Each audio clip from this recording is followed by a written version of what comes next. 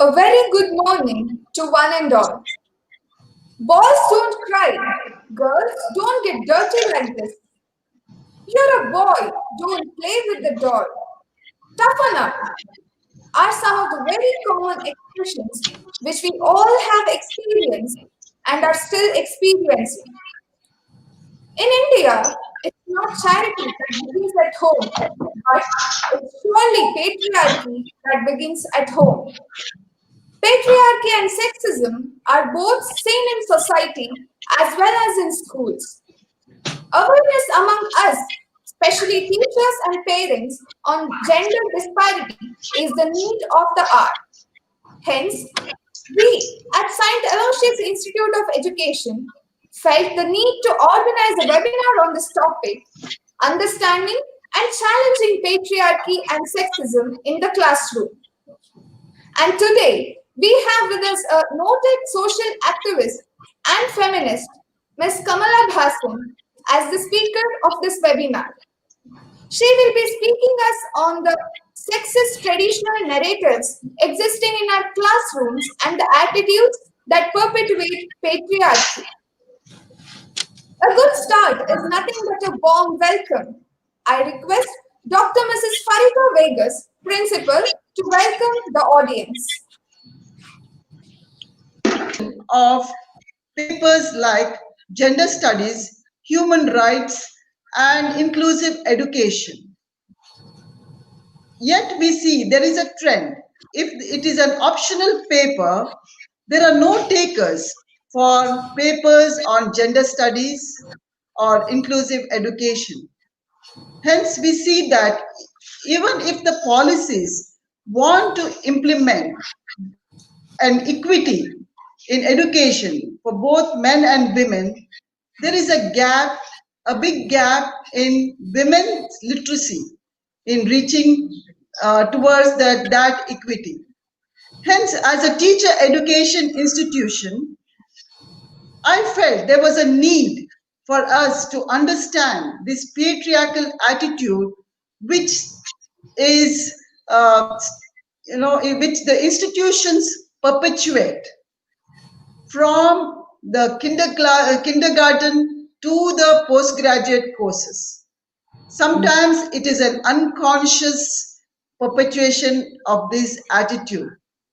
And we are very happy and fortunate to have with us Ms. Kamla Bhasin, an eminent social activist, to speak to us about this topic, which is inclusive not for men and women, but for us as people as a whole.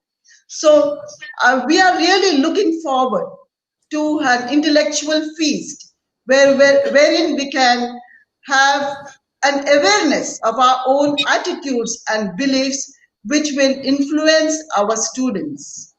So I take this opportunity to welcome Ms. Kamla Bhasin to this webinar. Thank you, ma'am, for your generosity and readiness to be a part of our institution. I also welcome the participants from all across India who have registered for this webinar, and also my students, both former and the current students, who have also been eager to listen to this webinar and learn from it, so that they all become teachers with an attitude of awareness and willingness to change. I take this opportunity to welcome Mrs. Delna Lobo and Mrs. Sarika Rodriguez, the conveners of this webinar, and my faculty who have always supported us in all these ventures. I once again invite all of you all to have a lively discussion at the end of this webinar so that it becomes more fruitful to all of us. Once again, a warm welcome to all. Thank you, ma'am. The speaker of our program is an amazing person with vast experience and has made tremendous strides for gender equality. I request Mrs. Sarika Rodriguez, Assistant Professor, to introduce the speaker. Of today's webinar. Mrs. Kamla Bhasin. Mrs. Kamla Bhasin was born on April 24, 1946 in Mandi Baudin district in Pakistan. She earned a MA degree from university and then went on to study sociology of development at University of Münster in West Germany. A prominent voice in India's feminist movement for nearly 5 decades, Kamla Bhasin has been associated with iconic organizations working for gender equality, including Jagori and Sanskrit, a feminist network. Apart from this, she is the South Asian coordinator of 1 Billion Rising, a global campaign to end against violence against women and girls, co-chair of the Worldwide Network, Peace Women Across the Globe, and the members of South Asian for Human Rights. Ma'am has been participating in capacity building workshop for men and women focused on gender, sustainable development and human rights. These workshops has been held at local, national and South Asian levels for seniors, non-governmental organizations, managers and members of the parliament in various countries in South Asia. To add on her achievement, she has also written books and booklets about understanding patriarchy and gender that has been translated into nearly about 30 languages. She has also written a large number of songs and slogans for women movement, books for children, and created many posters and banners for various people movement. She is committed to the creation of peaceful, democratic, and pluralistic South Asia. Madam, we are fortunate to have you as a resource person. A warm welcome to you. Thank you. So, long live equality, human rights, freedom, and justice for all. I wish to begin by thanking my daughter-like friend, Satya, a student at your institute, who advertised me. And I thank Principal Farita Vigas for trusting Satya and inviting me. I wish there was no COVID and no lockdown, so I could come to your institute in Mangalore, A, because I have never been to Mangalore, and B, because Google tells me that your institute is very beautiful. So maybe if I perform well today, your principal might invite me and I might turn up. Before I proceed, I wish to salute Saint Aloysius Gonzaga, who lived on this earth very briefly 430 years ago. He left his body at the age of 23 while he was just a student, and he died caring for people suffering from a terrible epidemic. Son of an aristocrat, Aloysius joined the Society for Jesus, decided to work for the poor, and gave his life looking after the sick.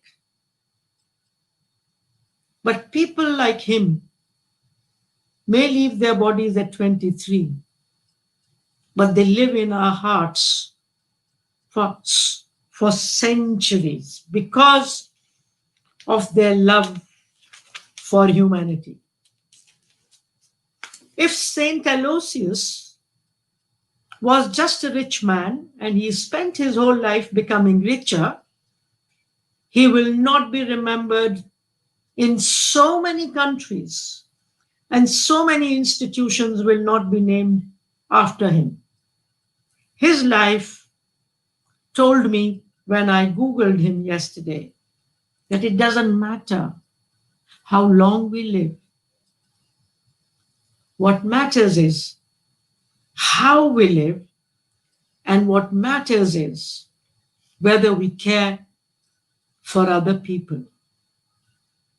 With the name in your institute, like Saint Aloysius, I'm not surprised to read again on Google that your institute focuses on ethics, values, and community service. I feel all of you who work and study there are very lucky. And I feel I'm very lucky to have been invited, to have found out about you only yesterday. And I find an echo in your values and mine. Because for me also, education really should be all about human values and service to others. Education should be about the African concept, Ubuntu. It means I am because you are. About our shared humanity.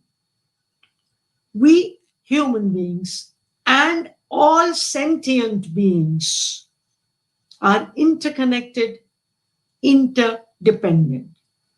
And that's what we said in India, Vasudev Kutumbakam. The whole world is my family. And friends, in one of the Upanishads, they defined education in 4 words. Sa vidya ya vimuktaye. Education is that which liberates us. Liberates us from our darkness, from our selfishness, from our egos, and connects us to the world. Unfortunately, a large number of so-called educated people are self-centered, greedy, negatively competitive. And I find educated, so-called educated people much more egoistic than I have found the poor are, the so-called uneducated are. If you look at the statistics, it is we educated people who pollute the world much more. We leave a much larger footprint on the planet. We are the most corrupt because we have the power to be corrupt.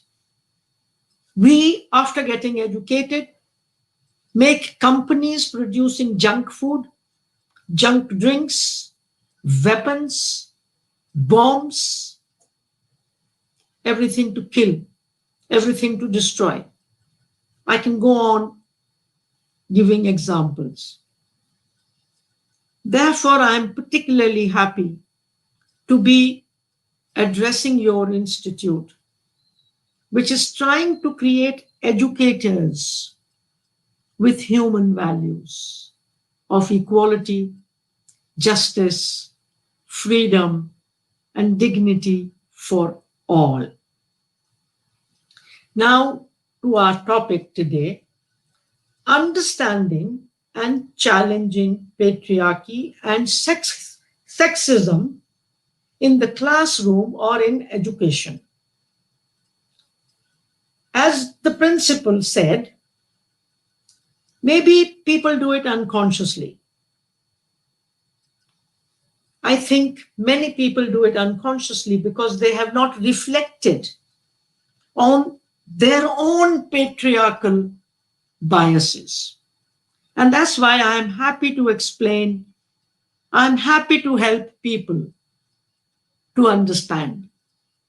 so that at least those who understand can decide on which side they want to be, on the side of patriarchy or on the side of equality, which our constitution promotes. Now, before I move further, let us define what is patriarchy. It is an old word from anthropology: patri, father, archy, rule of the father. But today, the meaning has changed. Today, patriarchy doesn't mean rule of the father only. It means rule of men. Because patriarchy is not only within the family, it is everywhere. It is in religion, it is in schools, it is in the parliament, it is on the road, it's in the market, it is in the media, it is in the bureaucracy, it is in the army, it is in the police. Male domination everywhere. So today it doesn't mean rule of the father. In Hindi we say Pitri Tantra, father's rule. But it is actually Purush Tantra. Patriarchy is a global system. Not only we Indians are patriarchal. Even countries like the USA are incredibly patriarchal. Men and women both believe in patriarchy. It's not that only men believe. A lot of women believe in patriarchy, perpetuate patriarchy, teach their children patriarchal norms. Unfortunately, our families are the schools of patriarchy. That's where the seeds of this deadly virus, patriarchy, are sown. I called it a deadly virus. You know, COVID-19 has killed maybe 1 million people all over the world. There was a report 4 months ago by the UN Fund for UNFPA. And the report said in the world, 140 million women and girls have been killed because of patriarchy. They were not allowed either to be born or to live. In India, that report says about 46 million women and girls are missing. It's a decent word. Missing is a decent word for have been killed, not allowed to be born. So this deadly virus. And in COVID-19, about 20 million people have become infected. In 2012, the World Health Organization gave a report and said in the world, out of every 3 women, 1 woman has faced violence or will face violence. Out of 3, 1. And there are over 7 billion people in the world, half of them women, 3.5 billion. It means more than 1 billion women are infected by the deadly virus of patriarchy. We do have vaccination against patriarchy in the form of our constitution, in the form of the Universal Declaration of Human Rights. But these vaccines are locked in thick books. I don't know how many of you have ever seen the Constitution of India. I don't know how many of your homes have a copy of the Constitution. So all these vaccines are locked in, and we continue to live with the deadly virus without any lockdown. So, unfortunately, not just our families, all societal institutions are patriarchal. In my understanding, all religions are patriarchal. Started by men, controlled by men, dominated by men, defined by men. Legal institutions, media, economic institutions, political institutions, even most NGOs are patriarchal. To continue itself, patriarchy needs gender. What is gender? Gender is the way society defines a girl and a boy, man and a woman. Sex is our biology. Are we born with sexual organs which are female?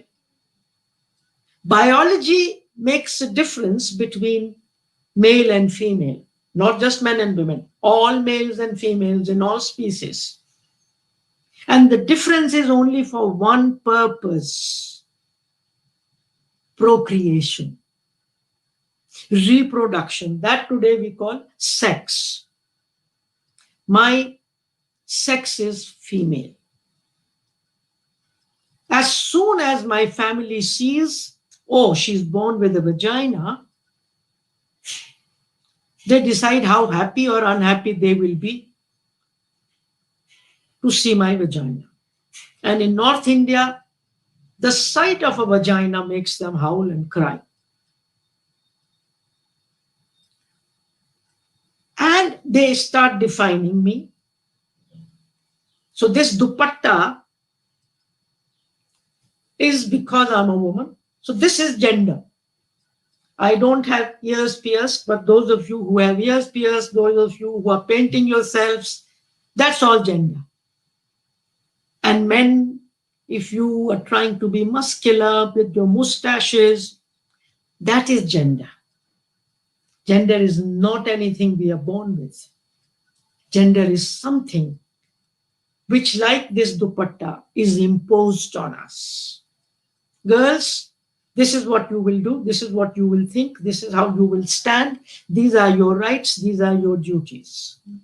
Boys, this is what you will wear. Even they don't have the freedom to wear what they want.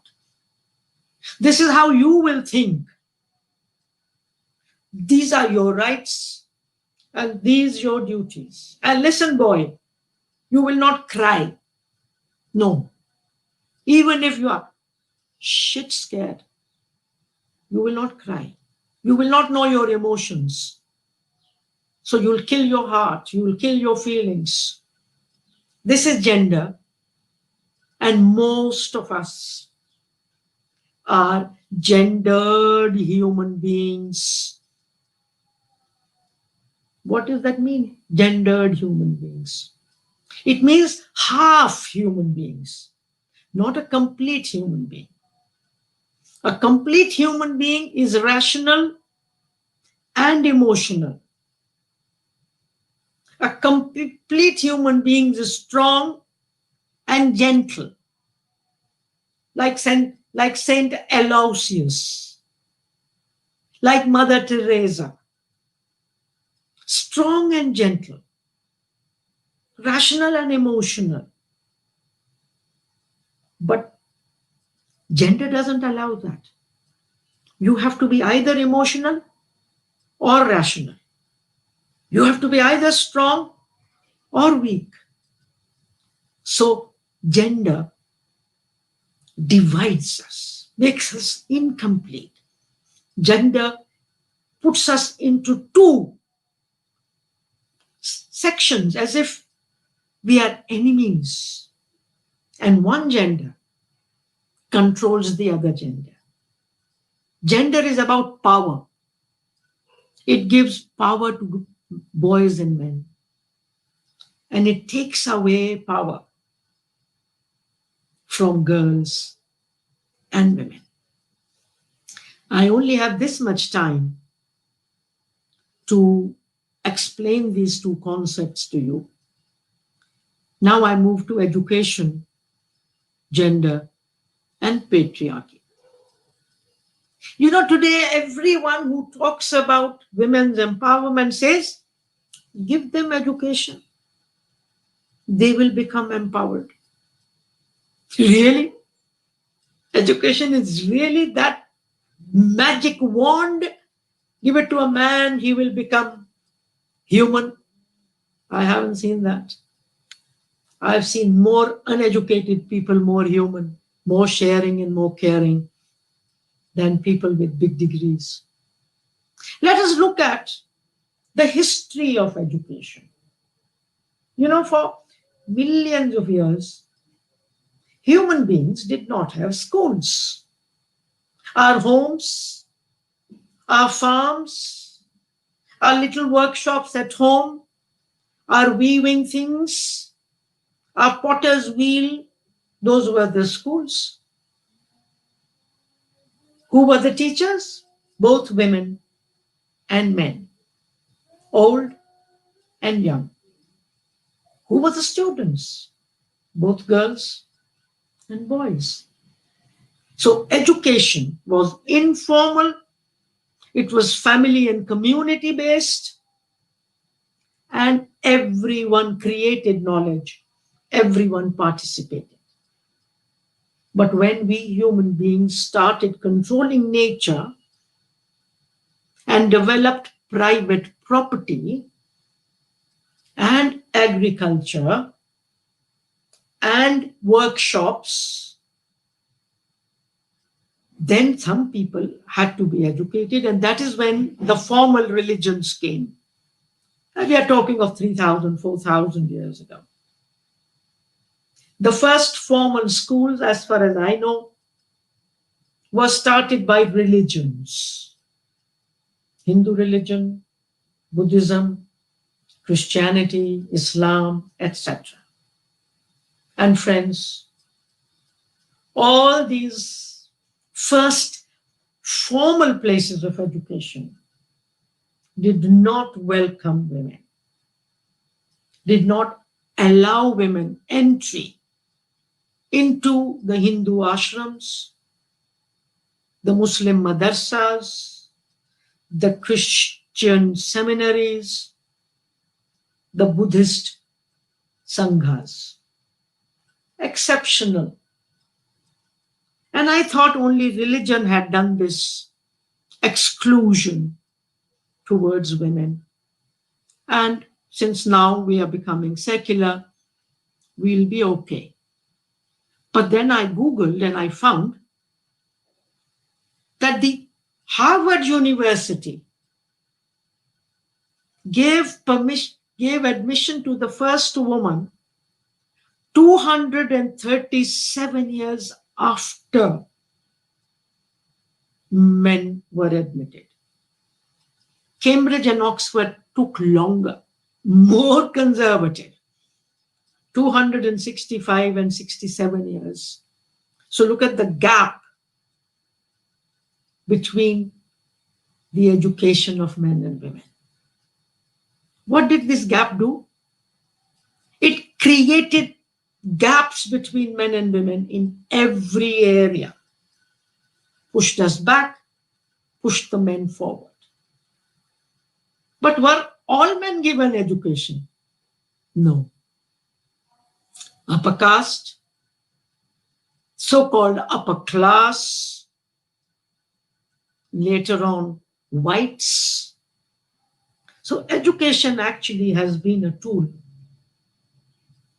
of patriarchy, of caste, of class, of race. Education has been the tool of perpetuating injustice, inequality between human beings. And this is really, really sad. So education follows the rules of patriarchy. even today. You know, patriarchy divides the world into two parts: the public domain and the domestic, the private domain. Everything to do with running societies, creating societies, economics, politics, everything is in the public domain. Good women are not supposed to be in the public domain. We are supposed to be in the domestic domain. So we don't need education. Okay, yeah, she should be able to read and write, that's all. But she's not going to be earning money. She will not be getting jobs. Yeah, study a little bit, find a good boy, good man, and don't even bother to find. He will be found for you. And there will be kanya down. You are a thing. You will be given by your father, who is a subject, who can decide, to your husband, who is a subject, who can decide. So it will be a game between your father and your husband. Like among the Christians, giving away the bride. Who gives away the bride? The father. Who receives the bride? The husband. Today she has the father's name because he's the owner. Tomorrow she will have the husband's name because he will be the new owner. So like a cow, your name is by the person who owns you. That's how, because we are in the domestic arena, we don't need to be educated. A little bit is okay, but not too much. That spoils women. This is not the case so much among the poor. Among the poor, even today, everybody has to earn. So girls and boys have to earn. So girl also has to go out. How many million young women are working in other people's homes as domestics? So they are not as protected, as locked up and locked in our homes like middle class, upper class women. Women do manual labor like men. They are farmers, they are workers, and they, according to what I have understood in my 50 years of work, the working class women, the so-called uneducated women, are much freer than women like me. Look at their body language, the way they stand, and look at our body language. And if she earns, she has a tongue. If I don't earn but live in a big house owned by my man, and all the jewelry which I have is owned by him, so then my tongue is cut. In my family, my father was educated to be a medical doctor. All his 7 sisters, he was one and 7 sisters. They didn't even finish school. Same family. In my maternal family, all the 4 maternal uncles became officers. None of the 6 maternal aunts of mine finished school. Maybe you can think about your families and see how much education does your mother have, how much education does your father have, what are the power relationships between them. So use patriarchy and gender now as a tool to look at your family, your school, your community. And if you can't go so far, just look at yourself. Begin with yourself to understand. Are you gendered? Has the virus of patriarchy found a place in you? And that's how you behave. If you are a man, saying anything to a girl, teasing her, commenting on her body. Think about it. So, friends, in many ways, our educational system, our educational institutions are patriarchal and male dominated. Where are most women found in our education system? Kindergarten schools, primary schools, there majority of women are there because women produce children. So they should look after them till they have to urinate and till they have to shit, and so she has to do all that. Men can't do it. Yeah, no. We learn about all this in the mother's womb. Huh? Did I ever tie a nappy before I was 34 and my daughter Mito was born? No. So if I could learn to tie a nappy, so could my partner. And if I could learn to feed her with a spoon and a bottle, now, my partner unfortunately has a incomplete male body, no breasts to breastfeed. I mean, that I'm sorry about, but he can bottle feed, no? He's been deprived of breasts, but he has hands. He can bottle feed. He can bathe her because the mother bathes her with hands and legs and love. He can do that. So they don't. It's all gender. Nothing to do with sex, nothing to do with the body. So women are in the so-called lowest, but according to me, the most important area of education, working with children.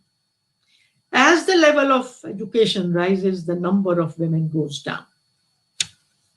Just Google today and see how many vice chancellors in India are women. How many principals of schools of education, colleges of education are women? Is your principal an exception?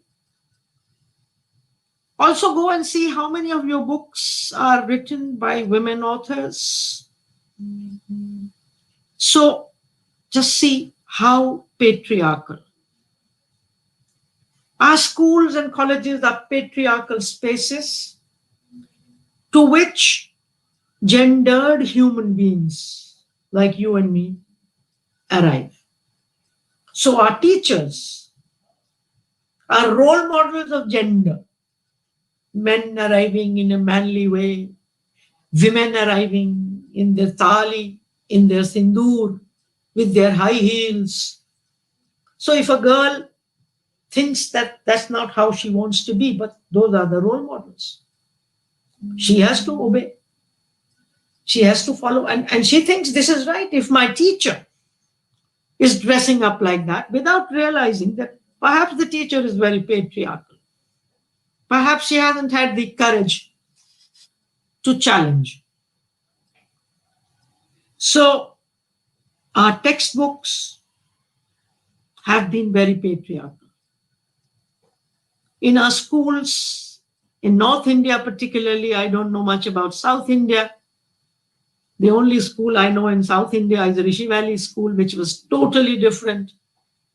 But in most schools, girls and boys sit separately. In most schools, their uniforms are different. Girls wear skirts without pockets. With skirts, they can't do so many things. They can't climb a tree. They can't roll on the ground. So skirts, why skirts? Why not shorts? Why not trousers? Why not salwar kameez? So uniforms, way of sitting, textbooks, and in our schools and colleges and universities, there is bullying, sexual, emotional abuse, body shaming. In the US, in the last 5 years, there has been a term used, epidemic of rape on campus. Epidemic. Not one, not two. 18 to 20% women and 8 to 10% men sexually abused. And if you've heard about the Me Too campaign, Google and see how many professors and teachers were called out for sexually abusing women. Now I share two of my horror stories about schools. As you can see the way I talk and move my hands and all, I'm not very so-called feminine. Ears not, I mean, they were pierced by my father, but I removed that thing and no more. And I've lived a life without any problems. I even got married without ears pierced. So they don't have anything to do with marriage. And I said, I have enough holes in the body which nature has made, and I'm satisfied. I don't need extra holes. So, first horror story, my daughter was 4 or 5 and I went to drop her. Normally, my partner went to drop her because he was the primary carer. He didn't have a job. I used to work. So I went to drop her to the kindergarten. And my God, there was some emergency situation in the classroom. And holding her hand, I went into the classroom and I saw the teacher was standing on a chair, a woman teacher about 35 years old. I said, oh my God, what has happened? I saw that a lizard had fallen, and this 35-year-old woman, 100 times bigger than the lizard, was standing on a chair. Who saved that teacher? A little boy of 4 came and picked up the lizard and went and threw her out. And I didn't know whether I should take my daughter back home and say, my God, I cannot send her to this school. What a role model, this teacher. Who is the savior? 4-year-old boy, savior of a 35-year-old woman. Friends, education is not what you learn in your books. Education is what you watch, what you see. I really did not want my daughter to learn and see this. And they did. When I went for a parent-teacher meeting, she would say, Amma, why don't you wear a sari and look feminine? I said, no, why should I wear a sari? I'm a Punjabi, I wear myself. But no other mother comes. I said, let her not come. But you know, she was not happy with me because of all that pressure from outside, from her teachers, how you dress as a mother. And I would be damned if patriarchy came to me through my school, but it does. My second horror story. 5 years ago, I was invited, I think by total mistake by the school, to a very fancy school as a chief guest. They said, oh, Kamla Bhasin, a feminist, and people, she writes children's books. They called me. And as my taxi stopped, there were teachers and principal and children, kindergarten and nursery, to welcome me. And those girls, they could hardly walk because they were dressed as my brain doesn't work too well, just Snow Whites. So many of the girls were dressed as Snow White, long dresses, both their hands holding those damn dresses, shining with heels, and boys totally freely dressed as dwarfs. And then these girls and boys walked with me to the hall. And the main performance was This one, Snow White and the Seven Dwarfs. There cannot be a more patriarchal story. A horrible stepmother, obsessed with her body, mirror, mirror on the wall, who is the prettiest of all. And this girl going and looking at the kitchen of the seven dwarfs and cooking for them. And I said, oh my God, they must have worked for 25, 30 days preparing the play. And children given doses of patriarchal poison. These kinds of stories are like poison, telling you what is the job of a girl, what is the job of a boy, how should a girl live. And my goodness, how many of these books are there and how we have internalized these things. So I can go on and on giving you these examples, but I will end my presentation and get ready for your questions with some good news. In the last 125 years, women have entered the area of education. Thanks to women in India like Savitribai Phule, Fatima Sheikh, and many others who included girls into education. And all over the world, all kinds of organizations encouraging girls to enter. And during the last 125, 150 years, many women who got educated got into the area of creation of knowledge. They have been doing PhDs now for 70, 80 years and becoming feminist economists and asking difficult questions. Why is women's household work not part of the GNP? Why is not any value given to our work, etc., etc.? Feminist sociologists, anthropologists, feminist theologians asking questions. Why is our religion so patriarchal? Why there are only men? And why are these kinds of words used? Why do we call God he? If God is he, then he, man, is God. So you will continue. And that is why in Hindi we say Pati Parameshwar.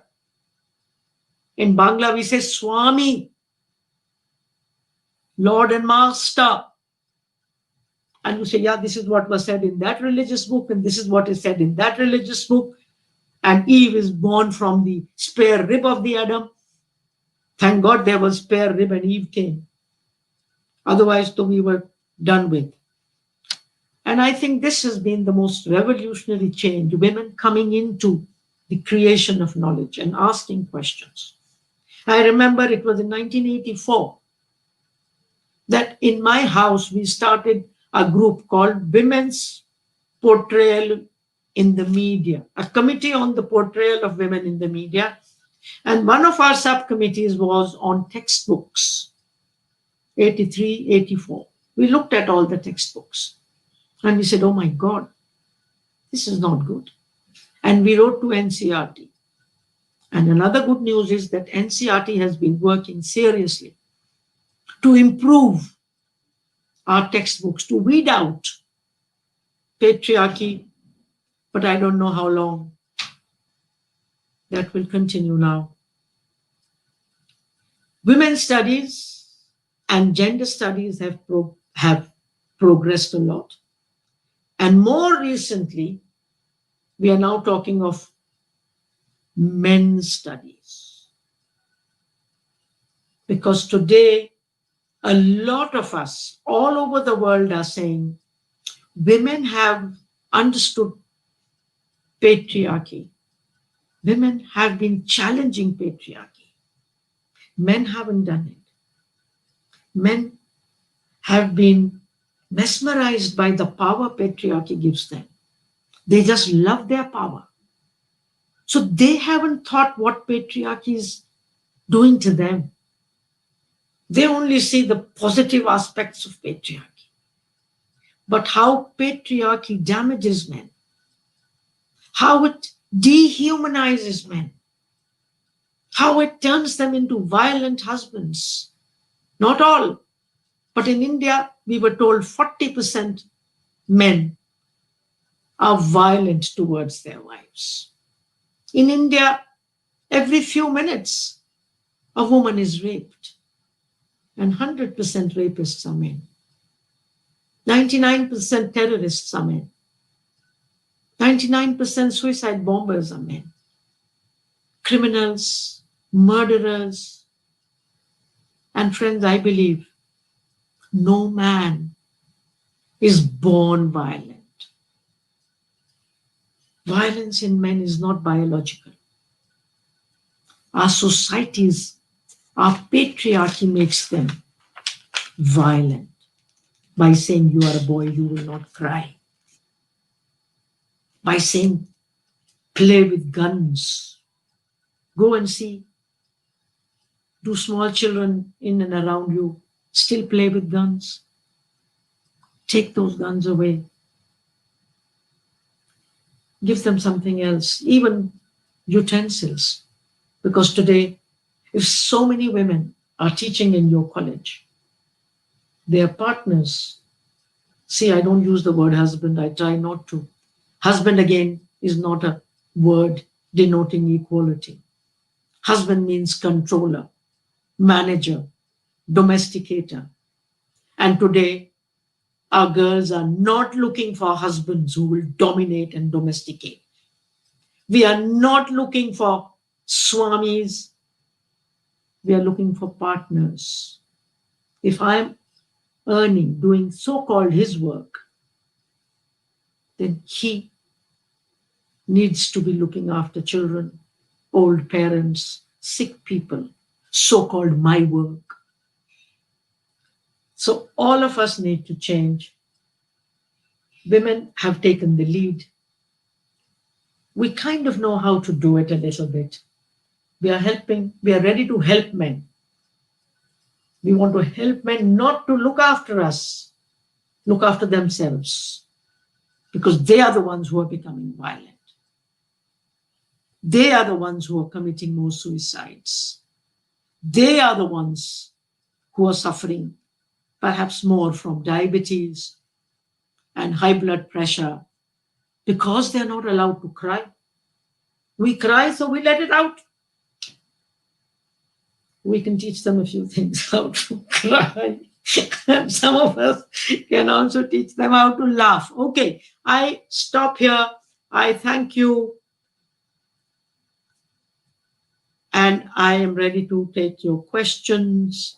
And as I told your principal, I am willing to be with you for as long as you are willing to be with me. I'm not in a hurry. Thank you. Thank you, ma'am, for enlightening us by your knowledge and wisdom. We have come to the end of the session. The session is now open for queries. I request Mrs. Sandhya, Assistant Professor, to facilitate the interaction. Good morning to all. Indeed, it was a wonderful session. Thank you, ma'am. Dear participants, now it is time for you to raise your questions related to the topic and clarify with ma'am. Please type your questions in the chat box. We will forward it to ma'am. There are a few questions. The first one from Palomi Kurade. How can one bring up gender sensitization in their institutions and make sure the institution follows the same? Shall I repeat, ma'am? No, this is fine. Okay. Palomi, we feminists have a slogan, and that is personal is the political. Meaning, however I behave, it has many meanings, but I'll tell you one. My behavior is a political statement. The way I dress is a political statement. So if you want to gender sensitize anybody, institution or family or friend, first question, Palomi, we have to ask is, am I really gender sensitive, or I've just read a few things here and there and now I'm lecturing people around? How gender sensitive am I? And not just in my politically correct words, in my behavior, in my way of dressing, in my talk to people, in the way I relate to them. So begin with yourself and then look at the policies of the institution. Look at the language of the institution. I am connected to a school these days, and the website of the school says uses only he for students, and 50% of the students are she. So I think changing the language, which is exclusive, which is insulting, calling every child he, calling every farmer he, calling every teacher he, that will not work. Look at the language. Look at the jokes which are tolerated in the institution. Look at the comments which women and men pass. So you have to look at everything. The words, but equally important, the actions of people. If we are connected to a religion, the institution, also see which parts of that religious text are we using, how patriarchal, male-dominated it is. So you have to wear gender lenses, and for good gender lenses, you need to keep educating yourself. You know, Palomi, when I sometimes go and give talk, people say, oh, Kamla is an expert on gender. And every time I have to tell people, there can be no expert on gender. Gender is not a subject. Gender is a perspective on everything. So I continue to be a student of gender. So anyone who wants to do sensitization has to be a lifelong student, has to be willing to change constantly and set an example. And today we are lucky that we have a constitution which says men and women are equal, Dalits and Brahmins are equal, all religions are equal. So let us use the constitution as long as it is still there. Because some people are saying they want to change the constitution. Thank you, Palomi. Thank you, ma'am. One more question from Mercy Divya Pinto. Ma'am, how can we remove out the patriarchal society?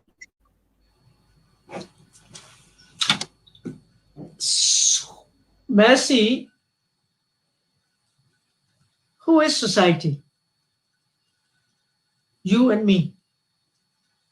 Once again, half my answer is the same which I gave to Palomi. Look at patriarchy in you. The silk sari, how expensive. What am I showing?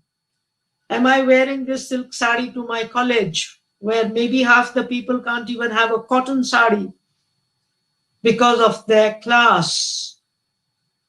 Do I, as a woman, want my rights? But then also I exploit my femininity. Every time I go out with a boy, I wait for him to pay the bill. That's not feminist. That's not equality, to expect the man to pay your bill all the time. If I'm traveling, I expect my heavy suitcase filled with saris to be carried by him. Woman, if you can't carry your own weight, take fewer saris. No? So we begin with ourselves. We look at the family.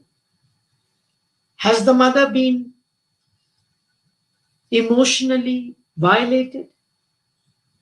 What is the position of the mother in the family? Has she been abused?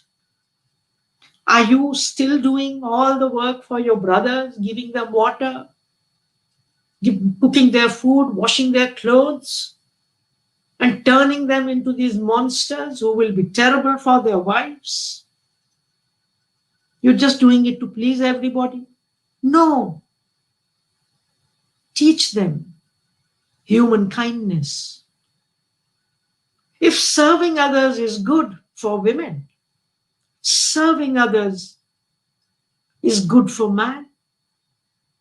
Saint Aloysius, Jesus Christ, serving by looking after our men, by serving them, by being their servants, we are not allowing them to be human. So be kind to men. Be kind to men and make them cook for you half the time. I don't say make them help you. No, they're not helping. This concept that men help women. No, they live in the same house and they bloody eat. So they're not helping me if they cook half the time. They're not helping me if they make the bed. They also sleep. They're not helping me if they look after the children because I didn't bring those children in dowry. He also had something to do with my children, unless they are my neighbor's children and he doesn't know about it.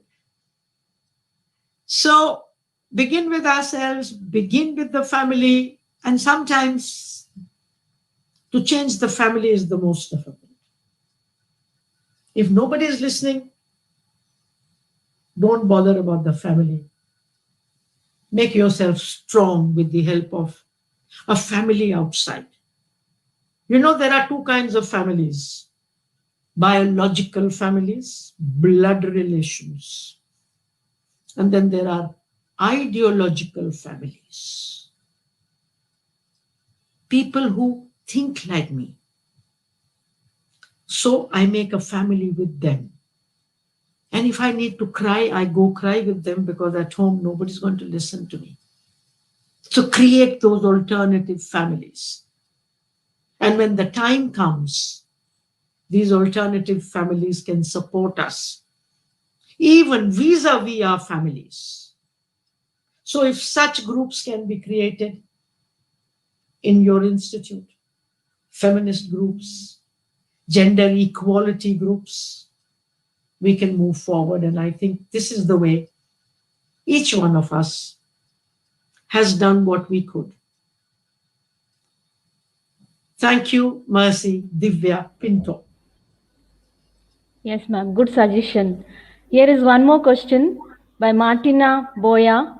What do you feel about the way Bollywood depict feminism? For example, the movie Veer the Wedding and the series Four More Shots.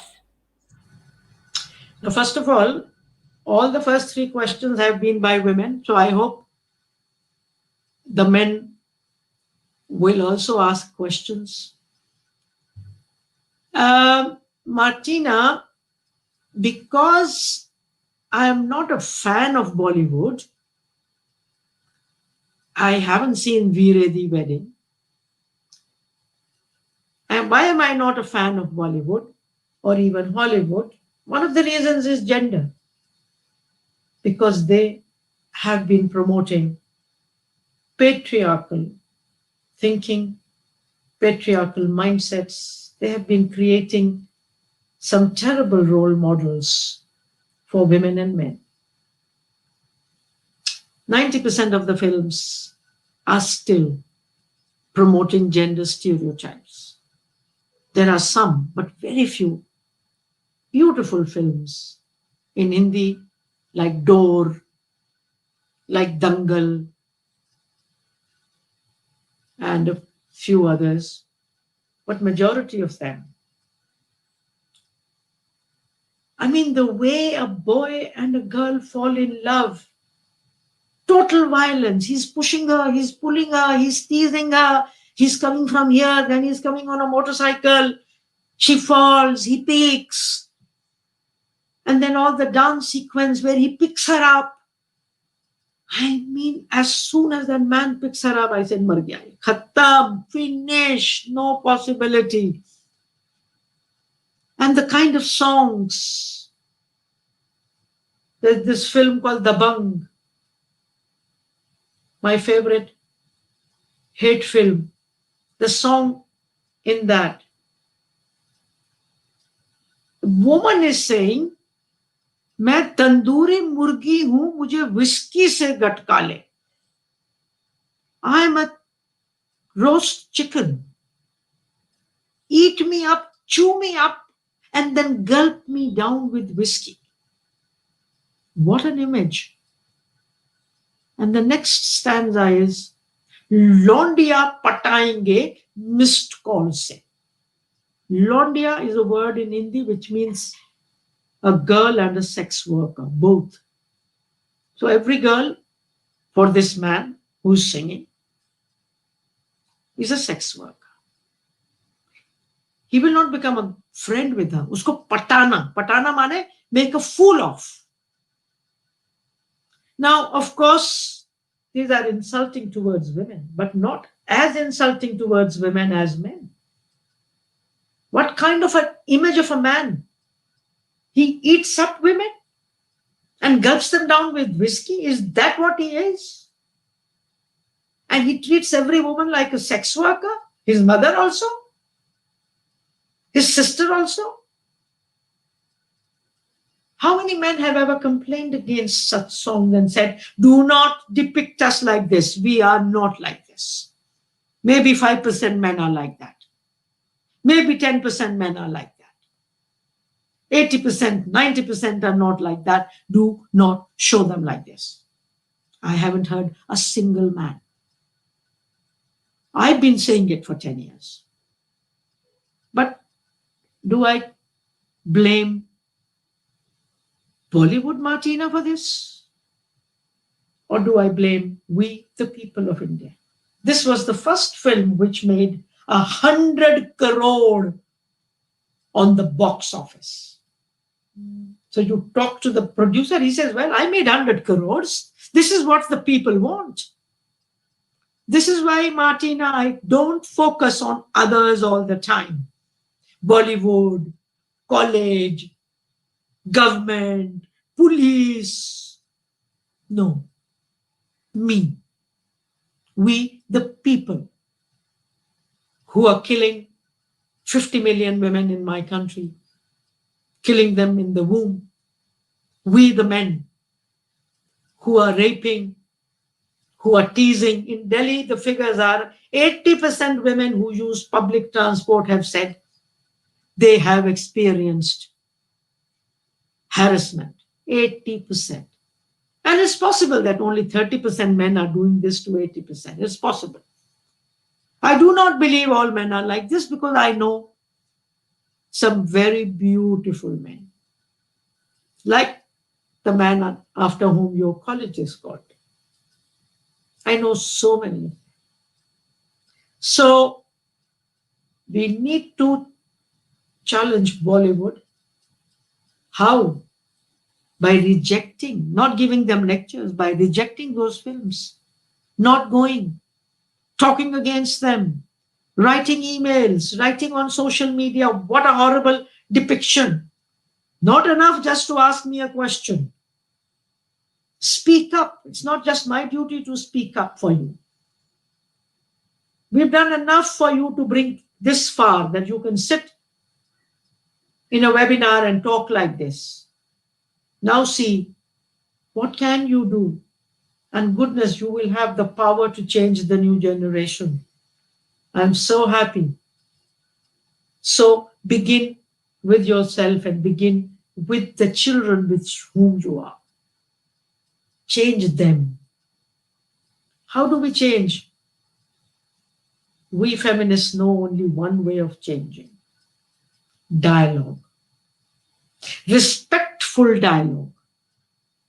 If I'm discussing something with a man, if I don't respect him, I shouldn't talk to him.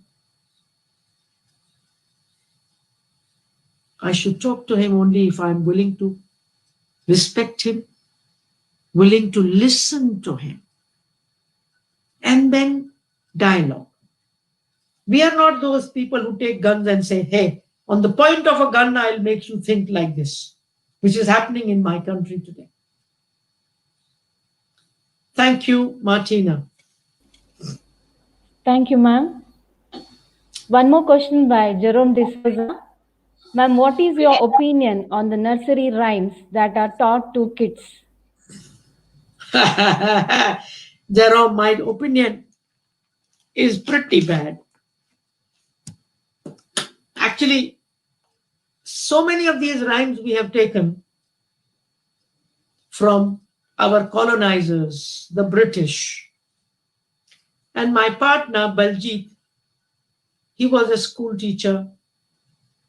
He was the principal of a very nice school in Rajasthan, Udaipur. He once bought a book, Oxford Book of Children's Rhymes. It's amazing. Some of you teachers should get it. If the school doesn't have it, get it. In that, he read and shared with me that many of these rhymes were horrible, like that fellow comes and makes us cry, something, something, something, makes us cry. This was about a serial rapist who kisses the girls and makes them cry. And that we all fall down. Ringa, ringa, ringa roses is about a plague. We all fall down. So, and you know what happened was, Jerome, when my children were born, I was already a feminist. I was 33. And that's when I needed rhymes. So I looked around for rhymes. Either they were stupid or they were sexist. You know, talking about father going out and mother sitting at home and cooking and all that. And in my house, it was the opposite. My partner looking after the children, me working, traveling for 10 days, 15 days, 20 days. And one of my children became challenged after he was 7 months old. Today he's 40 years old and completely challenged, meaning no head control, no motor control, no speech since he was 7 months old. My partner was the primary care. So then I started singing with my children and writing rhymes. And because of the kind of home I was living in, I wrote rhymes which not even very consciously, they promoted gender equality and they just removed gender stereotypes. And after my maternity leave, when I joined my UN office, I shared these rhymes with a friend of mine who worked in UNICEF. And this I'm talking about 83, 84, 37 years ago. She says, oh my God, Kamla, they are fantastic. Can UNICEF India publish them? I said, oh my God, that would be fantastic. UNICEF India published those rhymes in 5 languages, including English. And I remember many of these rhymes, but in Hindi. So I hope Jerome and others, you will understand. So the title of this book is Dhammak Dham. And the title poem is Dhammak Dham by Dhammak Dham, Nanne Nanne Bacche Hum, लड़की ना लड़के से कम, धमक धम by धमक. Girls are no less than boys. And you will not imagine in how many schools just these 4 lines became a talking point. In my home, am I less than my brother? In my home, do I dominate my sister? Do I treat her as less? And then I remember a poem. I'm making the father is singing a lullaby. And he's telling the daughter that your mother has gone to work. She'll come and breastfeed you. Until then, father is with you. And you should see the illustrations, so beautiful, by a man called Mickey Patel. He was the finest illustrator at that time in the country. Then washing clothes. Everybody's work, no? Why should it be mother's work? So, आओ मिलकर कपड़े धोएं, हम सब मिलकर कपड़े धोएं.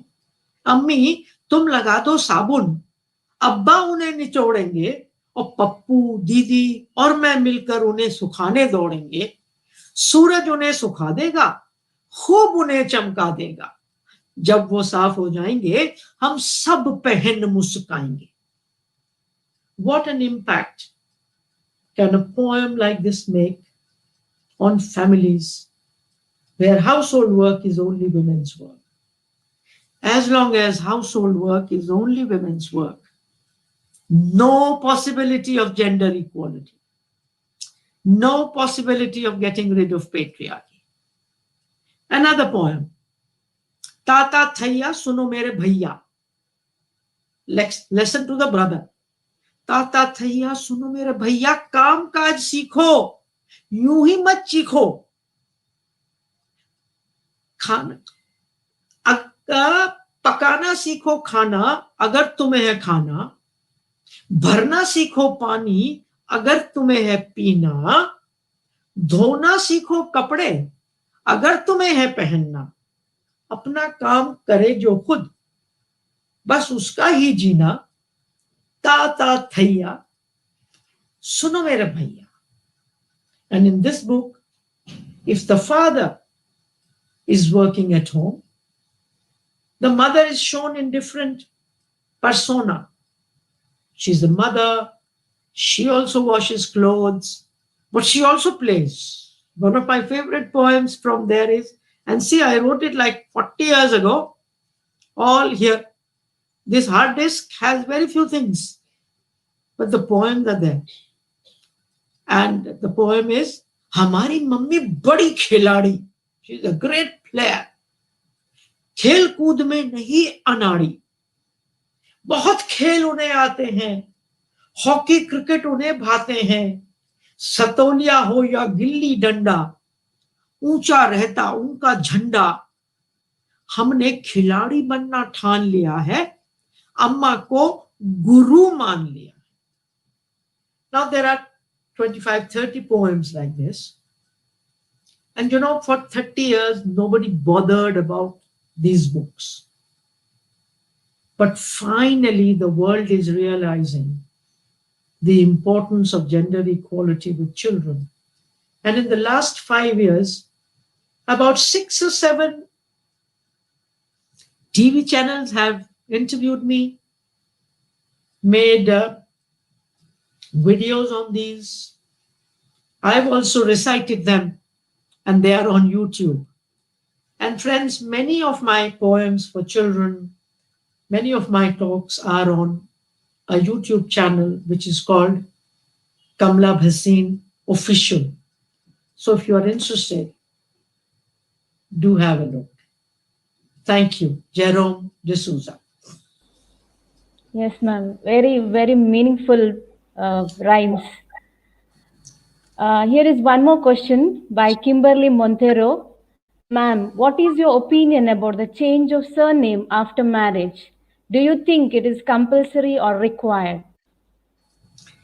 It is definitely not compulsory. There is no law. And there was never change of surnames earlier. It all came with the British. The British brought a lot of patriarchal values, patriarchal clothing, because they were much more patriarchal, many ways, particularly than our Adivasis, our tribal people, people in the south of India, and they took patriarchy to Africa. So there's no law which says I have to change my name. Now, for example, my name is not my partner's name, it's my father's name. There also is father's name because my mother didn't use her name. So my partner didn't change his name, I didn't change my name. I was 34 when I got married. How can I suddenly have a new name? Am I not a person? Am I not a being? Am I just a shadow of a human being? No, I've been created by my creator. I'm not a shadow. He is not my shadow. I'm not his shadow. So our children, we gave them both our names. So my daughter's name, Kamaljit Bhasin Malik. My son's name, Jeet Kamal Bhasin Malik. So I think changing your name is a total sign of patriarchy. Always the name of a man, father or husband. And again, not just in India. Look at these fantastic women. Now, Kamala Harris, man, neither her mother's name nor her own name, I don't know what it was. And I don't know whether Harris is her father. But look at Hillary Clinton, even Obama's wife. What amazing women in their own right, as educated as their partners. No. And again, look at the US, names of men like Bush Jr., Bush Sr., Bush Jr., Kennedy Sr., Kennedy Jr., Martin Luther King Sr. Have you ever heard a woman called so-and-so Jr.? No. Only men. So patriarchy, property goes from father to son, name goes from father to son, and when the son gets married, he brings another person equally educated. She changes her name. If you change your name, if you call him husband, if you call him Pati Parmeshwar, why should he not beat you when he is angry? In his mind, you are not an equal. And everything you did to marry him, if you got married in a Christian way, the father gave you away. If you married in a Hindu way, in North India, Kanyadan. And I think in North India, you touch the feet. I don't know because I never did all that nonsense. Touch the feet of your husband in the presence of hundreds of people. He puts sindoor or tali in your neck. Literally, like you buy a new cow and you put signs on her. This cow belongs to this man. What sign does she put on him? Does he carry any sign of marriage? At least in the West now, many of them wear rings, both of them, men and women. But in my great country where women are worshipped, only women carry signs of marriage. No men. And if men don't carry signs of marriage, when they become widowers, they are not pushed into white clothes and they're not denied what to eat and how to dress. They never changed after marriage. They don't change after their wife dies. They are full human beings. We are not. And these are little signs. These are signs. These are the way we promote. So Kimberly Montero, very nice question. Thank you very much.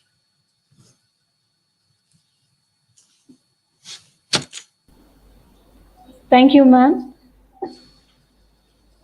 One more question by Aishat Bushra. Can you give suggestions to come out this patriarchal society or stand out from this patriarchal society? Assalamu alaikum, Aishat Bushra. I've been giving suggestions, Aishat, for the last 1.5 hours to come out of it. First answer is reflect on yourself. See, look into your family. Look, how were you brought up? See, did the Prophet really say that Muslim women should cover their head? Did he really say that? So why are we doing that? Who's telling us that? And why are they telling us? You know, Aisha, in my understanding of the Prophet sallallahu alaihi wasallam, like Jesus, he was also a feminist.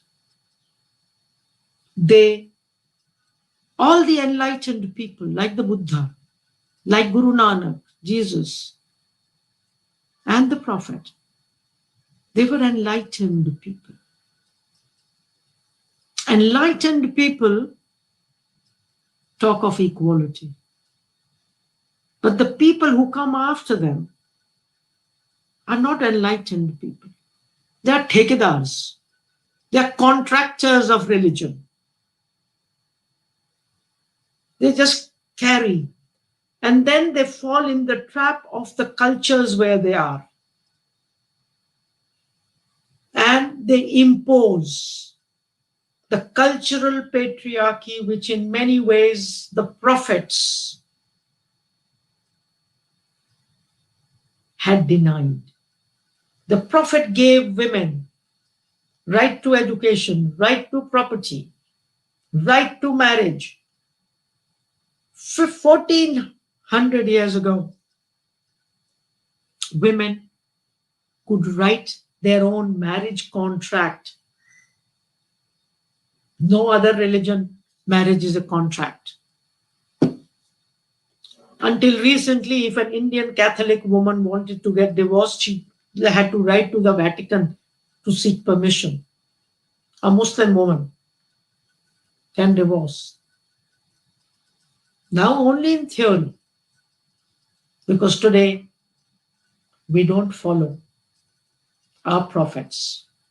We follow their chamchas, we follow the thekedars.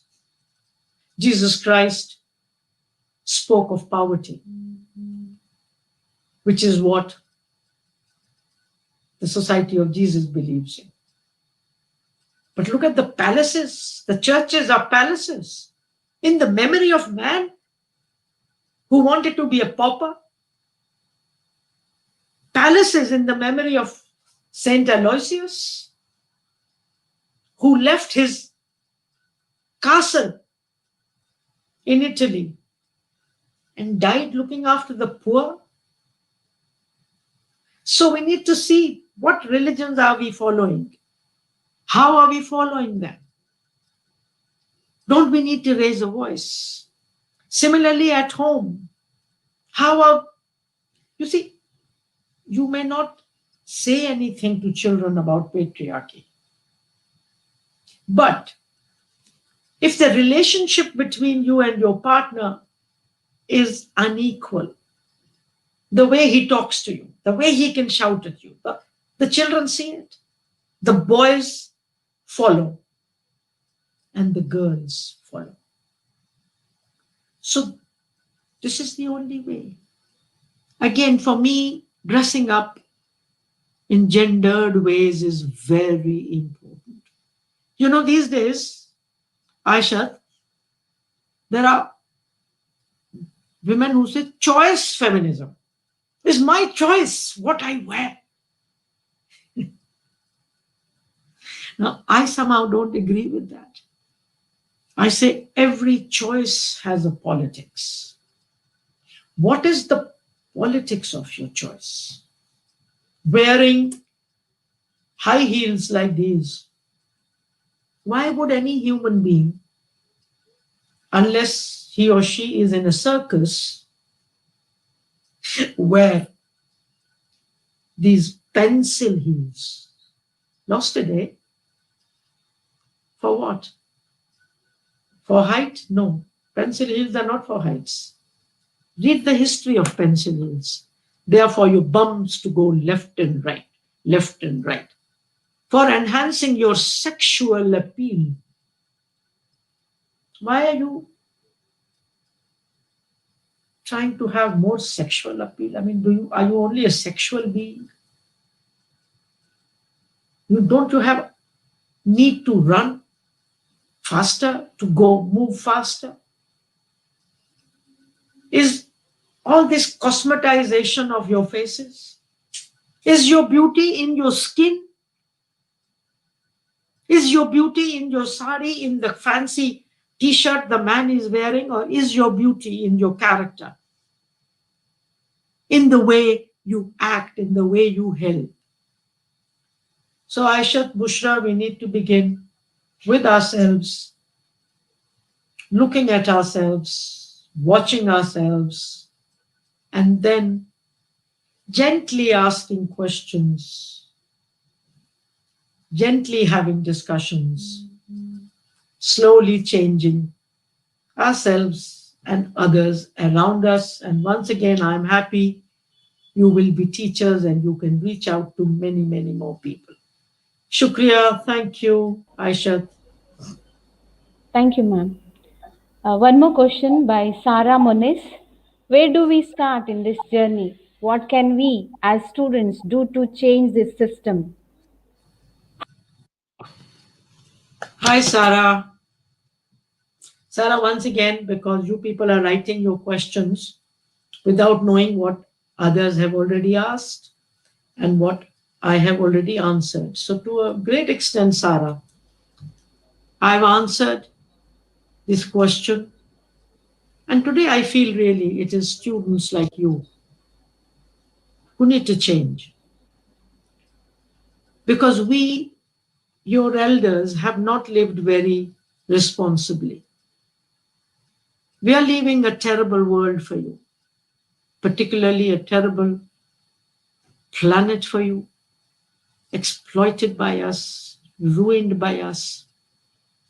We are leaving patriarchy for you. We are still leaving caste for you. We are leaving fights between religions for you. And I think you need to take things into your hands. And I'm glad many are doing it. And I need to mention one of them,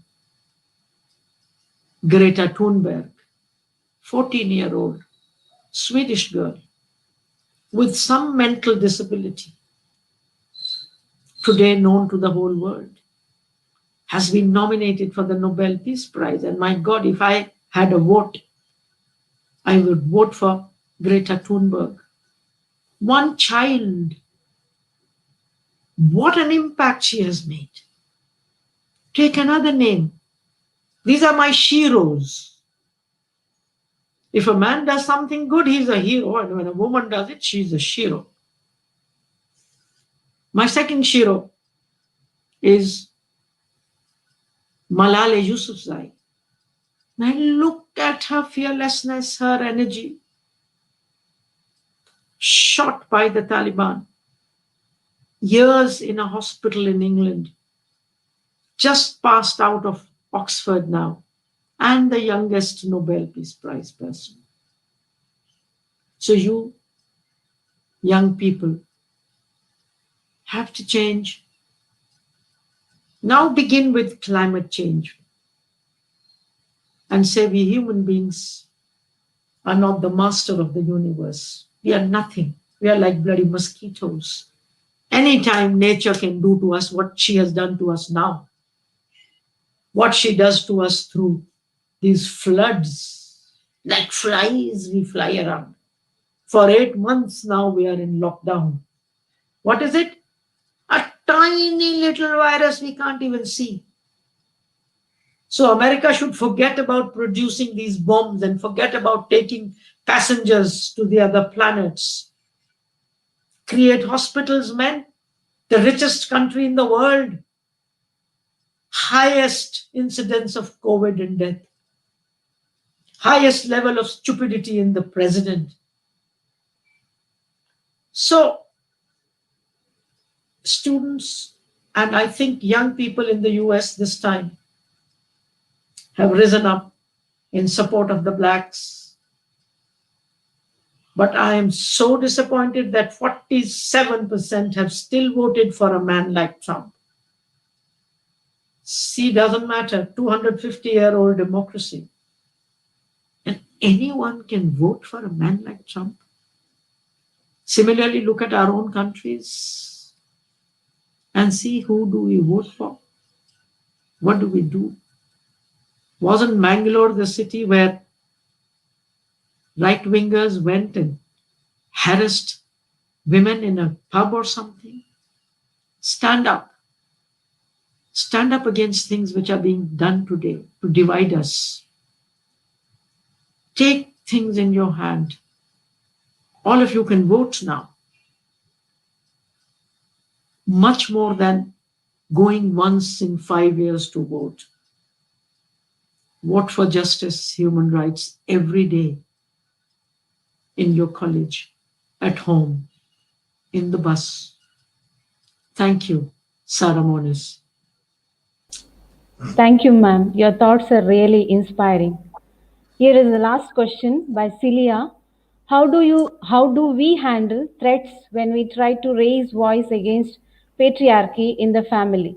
For this question, already one participant has answered. He says that, Arul Joseph, I feel patriarchy can be changed through education, not by protest or violent talks. What do you say on this? Like to hear your views more on this.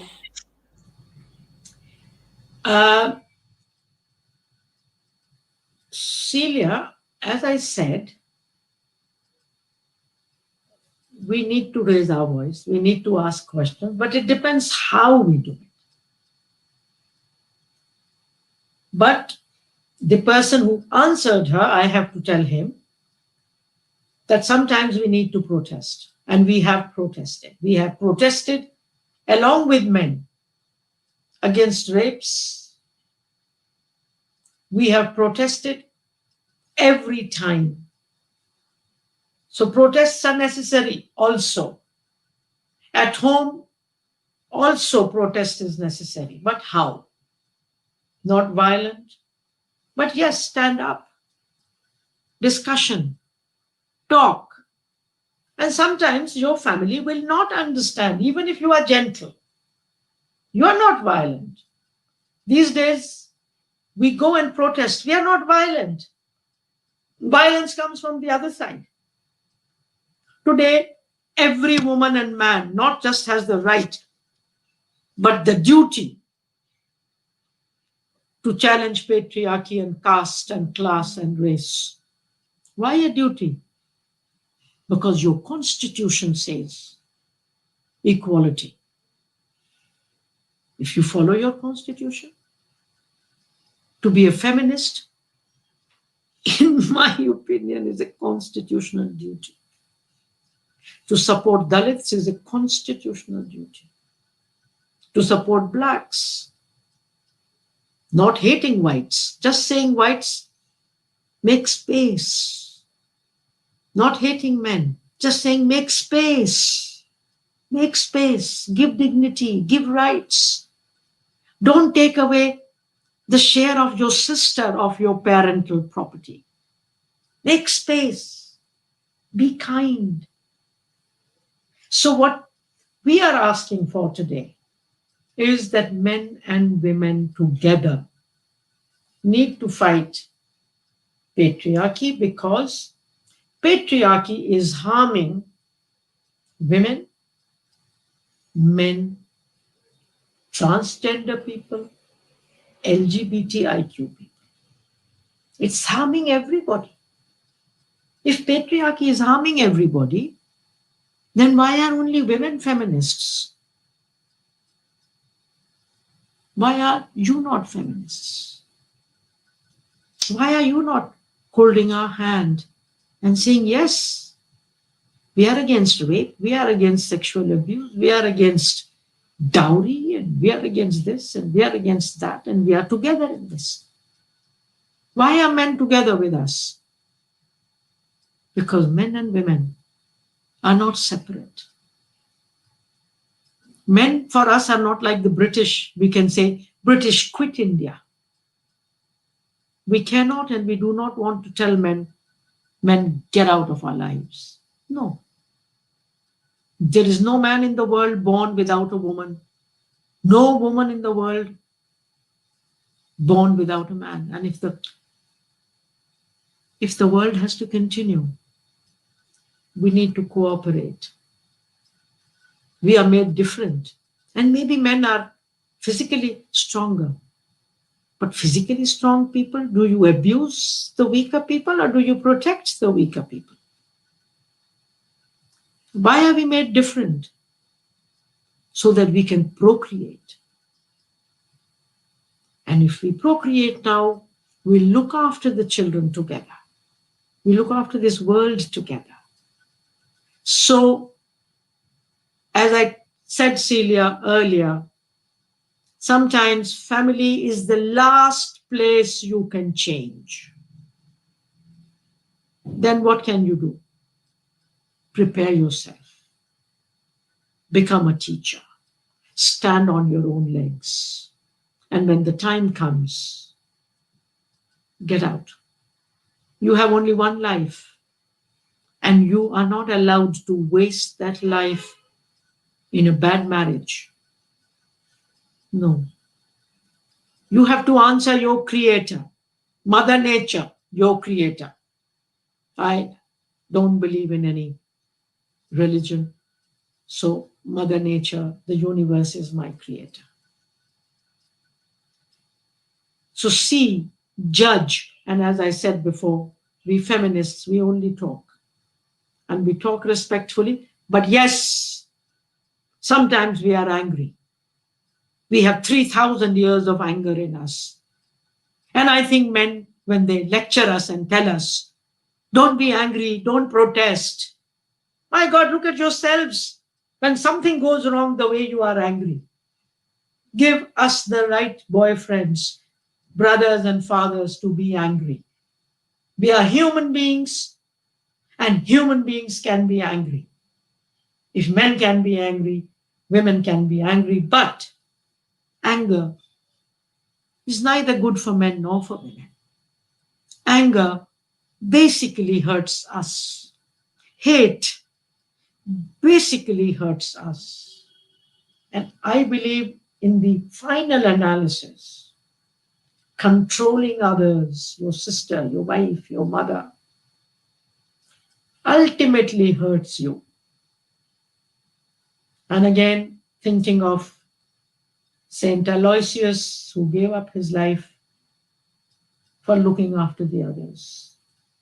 Those are the kind of men we women and men should follow. And there are many of those in every religion, in every tradition, in every culture, in every village, in every city. Thank you very much. I'm very happy that Sat brought me to this institute. I'm very happy to meet, especially your principal, who has nice gray hair like me, so very happy. And she has promised me yesterday that she will invite me. So I have to look after my body and visit you in this life. Thank you very much. And Sandhya, you've done a great job. Thank you, ma'am. Thank you. Very insightful description. Thank you for patiently answering all the questions of the participants. Once again, thank you, ma'am. Over to Prithvi.